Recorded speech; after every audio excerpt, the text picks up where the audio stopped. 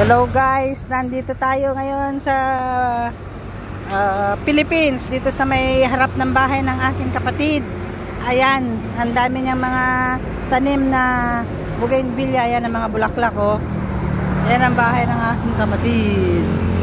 Yan, dami niyang mga bulaklak, ang gaganda, oh. Ayan, kita niyo yung mga bulaklak ng bahay ng aking kapatid dito sa may harap. Ayan ang bahay niya. Hindi. Ayan. Ayan ang bahay niya.